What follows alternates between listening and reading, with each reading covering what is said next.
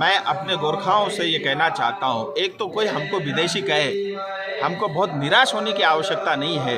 ये भारत के संविधान, ये भारत माँ ने हमको वो सर्टिफिकेट दिया है और किसी एरे गेरे से हमको सर्टिफिकेट एक तो लेने की ज़रूरत नहीं है। और कोई कुछ कहता भी है तो उसको ज़्यादा सीरियसली लेने की आवश्यकता नहीं है, ज़्यादा रोने की ज़रूरत नहीं है। मेरा ये सीधा सीधा कहना है। दूसरी बात, इस बार जो टिप्पणी हुई है बहुत मतलब सुप्रीम कोर्ट की तरफ से हुई है और सिक्किम ने भी उसका विरोध किया है, केंद्र सरकार ने भी उसके ऊपर में जो है रिव्यू पिटीशन फाइल किया और मैंने भी उसका विरोध जताया। मुझे लगता है इस तरह की टिप्पणी सुप्रीम कोर्ट की तरफ से नहीं होनी चाहिए।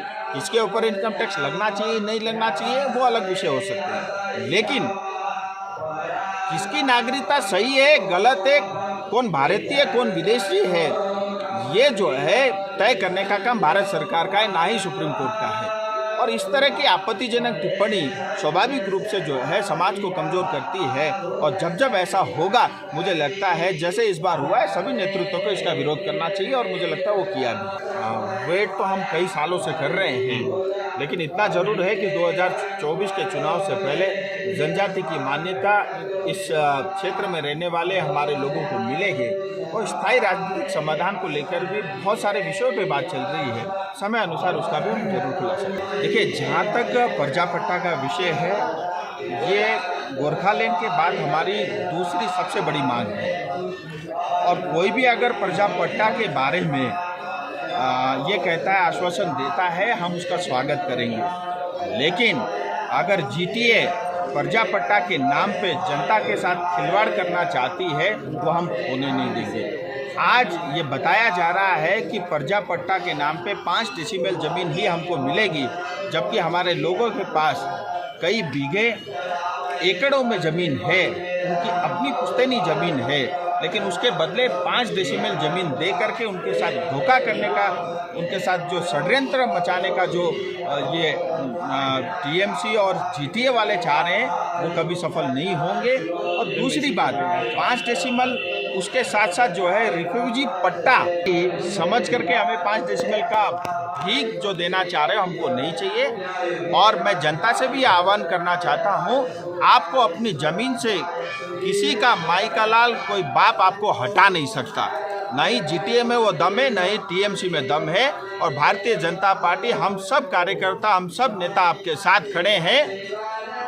अगर प्रजापट्टा आपके अधिकार अनुसार मिलता है वो जरूर स्वागत योग्य है और अगर ऐसा जीटीए करती है तो मैं उसको बधाई देता हूँ। लेकिन 5 डेसिमल अगर रिफ्यूजी पट्टा देती है, मैं स्वयं उसका विरोध करूंगा और जनता भी उसका विरोध करेगी। ये षड्यंत्र हमारे साथ, ये छल जो दोबारा टीएमसी सरकार करना चाह रही है वो हम होने नहीं देंगे। अभी तक जो बातें फैल रही है और या जो इन्फॉर्मेशन है वो यही बताया जा रहा है कि 5 डेसिमल दिया जाएगा और रिफ्यूजी वाला सर्टिफिकेट दिया जाएगा, वो हमें मान्य नहीं। पूरी हमारी अपनी ज़मीन और पक्का पट्टा दोगे जिसके ऊपर कल को हम कर्जा लेना चाहे तो बैंक से हमको लोन मिल जाए, हम बिक्री करना चाहे उसको बेच सके। अगर ऐसा पट्टा होगा वो स्वागत योग्य है। उसके लिए मतलब मैं टीएमसी को भी बधाई दूंगा और जीटीए को भी दूंगा। लेकिन अगर आप खिलवाड़ करना चाहते हो ये संभव नहीं है। ये पंचायत चुनाव को लेके क्या कहना है आपको? पंचायत चुनाव अच्छा होना चाहिए। हमारी एक ही मांग है कि जो है 2 टायर पंचायत चुनाव क्यों, 3 टायर पंचायत चुनाव होने चाहिए जो संविधान ने हमको अधिकार दिए हैं।